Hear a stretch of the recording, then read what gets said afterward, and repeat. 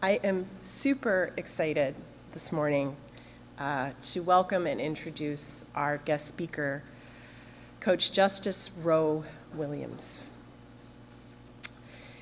He's a highly experienced intersectionality consultant who focuses on dismantling patriarchal masculinity as it is defined by bell hooks. He's been a facilitator for over 20 years, working at colleges, universities, nonprofits, businesses, gyms, and movement spaces to help people move beyond inclusion to create environments that are socially equitable for all. He's facilitated hundreds of trainings that build a sense of belonging, contribute to leadership development, and highlight the importance of justice and equity within culture. He is a wonderful speaker. He came last year and led an integrated workshop between yoga and anti-racism last year. As a Black man of transgender experience, he interweaves his personal narrative while helping individuals think critically about how intersectionality is a part of their personal experience and the importance of making social justice a daily ritual of all our lives. An artist since youth, Coach Justice has used his voice to inspire and empower people to challenge unjust systems. He's a poet, a writer, an author, and now a co-editor of his anthology, Deconstructing the Fitness Industrial Complex: How to Resist, Disrupt, and Reclaim What It Means to Be Fit in America. And we invited Coach Justice for this Sunday to companion us during the Unitarian Universalist Association's 30 Days of Love campaign, because I felt his work reflects and engages with its purposes very well. Offered each year by the UUA's Side with Love Justice campaign, 30 Days of Love is a month-long period beginning on Martin Luther King Day through Valentine's Day as a period for spiritual nourishment, political grounding, and shared practices of faith and justice. And in the announcements, I did put a link to all of the 30 Days of Love, and you can find it on the UUA website easily. But this year, they have, their focuses are safety, with a focus on decriminalization, reimagining with a focus on climate justice, possibility with a focus on bodily autonomy, resilience with a focus on democracy and electoral justice, and a bonus focus on liberation intersectionality. So we're not going to necessarily follow that order, but we will be touching upon at least a couple of those ideas with Coach Justice today in our worship service, as we focus on how love begins in us, in our bodies and for our bodies, and how to expand that inherent worth and dignity to all bodies. Then I'm inviting everyone who's interested over the next month to join in reading Coach Justice's anthology, which is a collection of stories and reflections by people of different bodies, sharing the impact of body image, ideology, and systemic injustice on their bodies, minds, and spirits, as well as how they reclaimed their bodies from these challenges and redefining what it means to be fit through learning to embrace and love one's own body. So through a Faith in Action grant, we purchased 20 copies of this book, and they're downstairs and during social hour. And if you want to read this, you can. And if we run out, we'll make a list and we'll get more. And Coach Justice will return on February 11th, the last Sunday of the Standing on the Side of Love, citing the UUA's 30 Days of Love campaign, and he will lead a book discussion after the service on his book. But now, what I'm going to invite is for you to hear from Co-Justice himself, his story, and after that, I am going to lead you through some embodied body practices. Get ready.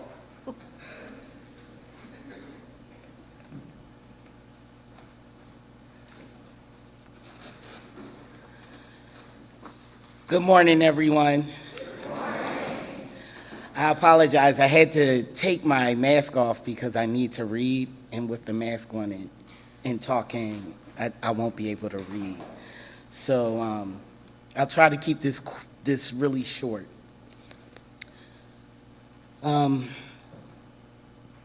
going to take a deep breath first, because speaking for me always opens up a lot of things inside, mainly because I share and I'm vulnerable.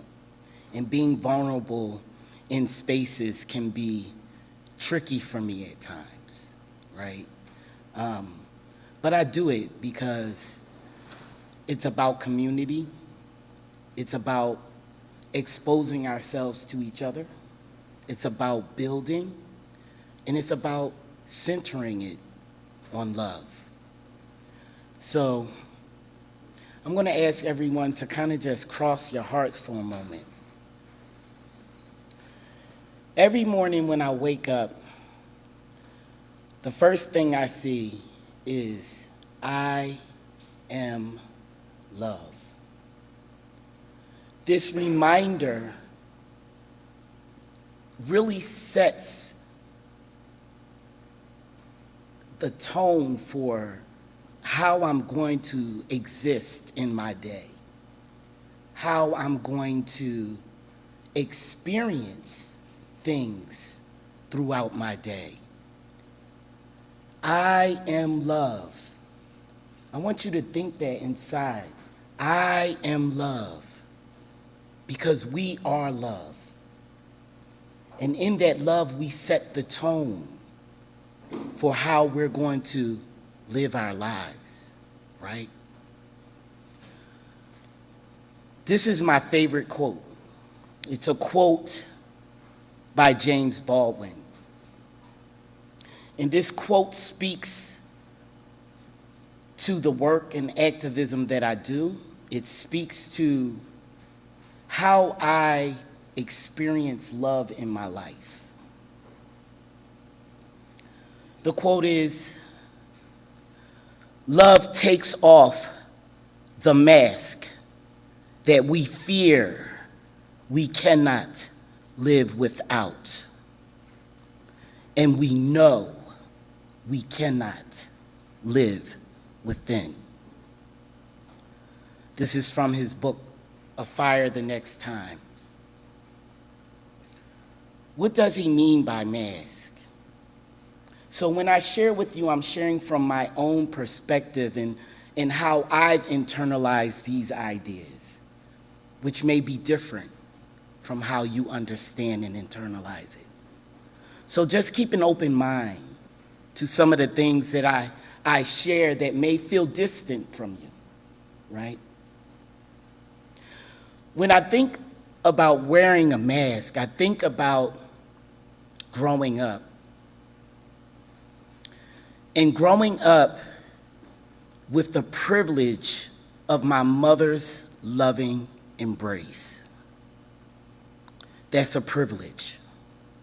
A privilege I share with everyone, because I would not know what love is without her expressing it, without her sharing that connection with me, without her moving beyond the challenges of poverty, of racism, and still carving out space and love and time to embrace me as I am, right?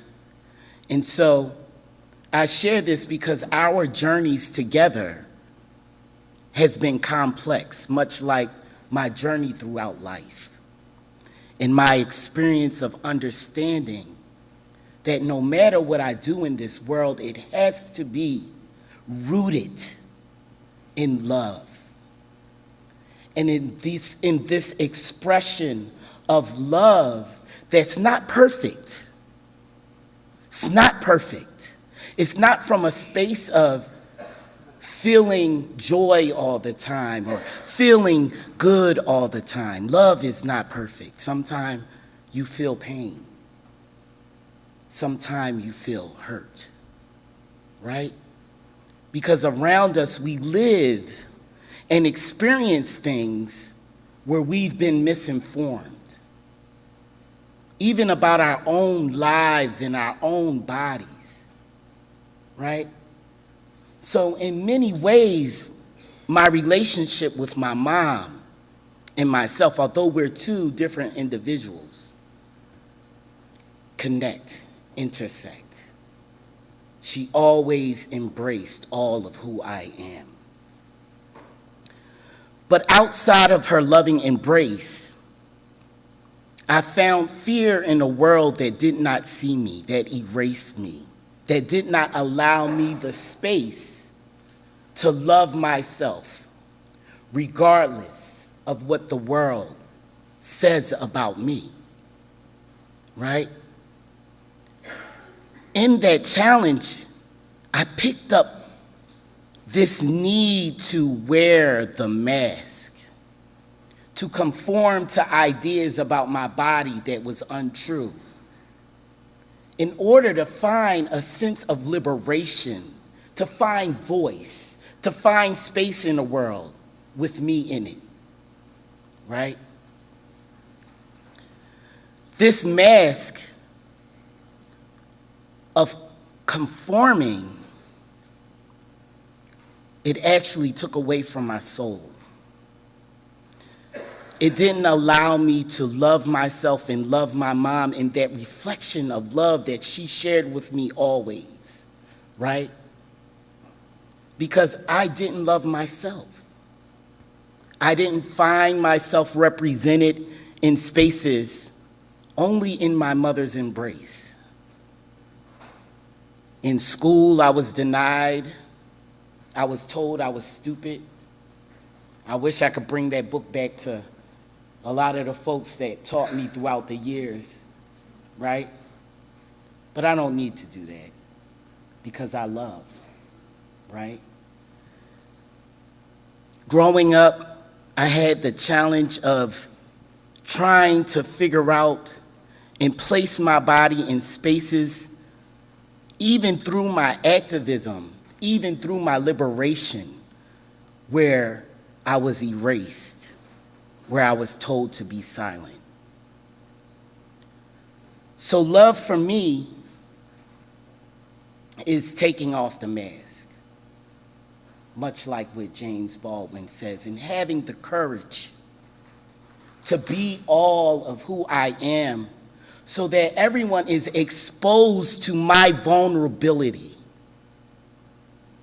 They are more connected to who I am, not moving from misinformation, but tracing back to the very words of expression, of vulnerability, of authenticity, of me simply being all of who I am, regardless of what the world says about me. I want to share with you, how did I get to this space? Bell hooks. I read a lot. I love the library. I love librarians as well. They're amazing. They know so much. Go in there, I'm like, oh, I'm trying to get this book. They're like, oh, go over there. I'm like, you're the best. You're the best. Bell Hooks is one of my favorite authors. She tells us that we need to think critically about the ideas. And I suggest the very ideas that set the framework for who we are. Think critically. Always question. And I share this because I think, and this is only coming from my perspective, that love to me is about deep connection and finding our connectedness with each other beyond difference. right? Meeting at the intersections, learning more about each other from each other, not from someone else's perspective, right? So that means being in larger communities that are intersected and diverse, right?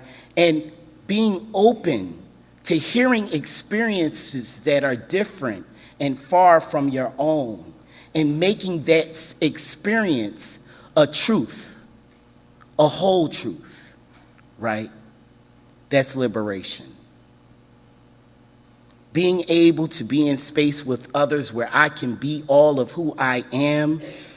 And I don't say unjudged, because we all hold our own ideas about the bodies, about difference, about diversity. And these ideas, we should sit in circles and have conversations about, right? And talk through them and build with each other and grow with each other and learn from each other, right? I love books, but I feel like one of my mentors, because I do fitness, and he said this to me and it stuck with me. It made me feel so valid as a fitness coach, but it made me feel so validated in the work that I do around liberation. And he said to me, he said, Justice, I want you to know that we learn more from bodies about body movement, right, than we learn in books. Because all bodies are unique and different. They're not a cookie cutter model. So movement looks different in all bodies, right? And so if I'm learning from bodies, about bodies, then I'm learning from people, their voices, from them about their experiences in this world, right? And that becomes rooted, first is rooted in love, but it becomes a catalyst of both unlearning ideas that distance us from each other. The ideas that are kind of hard to challenge in our lives because they bring us comfort, right? But challenging that comfort brings us closer together. And it shows how expansive we truly are as a community and as a people. What does love look like in action? I'm going to share this because I shared it here before, and I think it's important to share what love looks like in action. So during my youth work days, which I kind of miss because young people are, you know, they don't carry the luggage that I carry now, and almost going, I'm about to turn 50 this year in August. And I realized throughout the years I pack my bags and I pack more things in my bags. So I'm carrying a lot right now, you know. But young people they're fire, right? They absorb, they listen, right? They learn from exposure. Right? I had to, you know, take these fiery young people to the aquarium. And as young people are, you know, very loud, and, you know, they play a lot. And, you know, we're being taken on this tour around the aquarium, and they're pretty loud, you know, and they're playing. And, you know, it's nothing but joy, you know. And, you know, we're with a group, there's people around us. And there was someone that just felt disturbed from all that was going on. And I remember him yelling at us and using the N-word, right? And just calling all of the young people the N-word. And I remember taking a deep breath, right? Because it's important to breathe in these situations. And in that breath for me, knowing that I am both rooted in love and I'm an activist, but also a mentor and a model to these young people of what does love truly look like in action when something like this triggers us, when we experience this trauma, right? So, in my connection with this man, I had to, really just apologize and let him know, that in his words, there's pain and disconnection, right? So the way I connected with him was from love, the roots of love, right? Not trauma, right? In that expression of love, we walked away. We was away for some time. I remember him being upset and me just being calm. And I remember in his eyes, there was tears in his eyes. I remember that. I remember that now. I remember there was tears in his eyes. But there was no understanding of what he was going through at that moment, right? We never understand what the other person is going through at that moment, right? Later on in the day, we're walking around and the young people, and we had different discussions about that happening, and they was, really shocked at how I handled it. I remember Royal walking up to me and telling me later on in the day that when he was in Brookline, he was walking down the street and someone yelled that at him, right? And he didn't know how to react. He didn't know how to internalize it. He froze. And he felt empowered by witnessing, right, this man come back to us and apologize for the way he acted, because I didn't push him away. My connection was to embrace him, much like the love that my mom gave me throughout my life, no matter what I came to her with, right? If I came to her with saying, hey, Mom, I think I might be queer, my mom was like, oh, okay. I'll give you a hug. That seems really challenging, because queer people and black queer people don't experience righteousness in this world, right? So just remember that as you build your armor, right? So I take that armor and I give it to my young people, the youth that I work with. It's not about the words, right? It's about how we connect.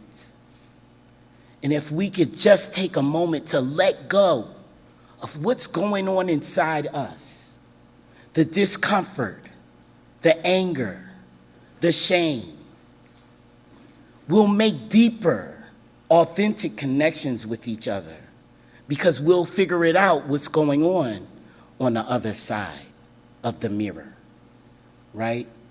We become more connected, right? Because in that apology, that's liberation. In that apology is community, it's connection, it's understanding that we move beyond our intersections and that we're interwoven as something larger, something bigger, something more expansive. It's a reminder of what love is. And I'm going to end with a quote, of course, by Martin Luther King. Hatred paralyzes life. Love releases it. Hatred confuses life. Love harmonizes it. Hatred darkens life, love illuminates it. Happy birthday, Martin Luther King. I want you to remember, we are more expansive. We are love. Thank you.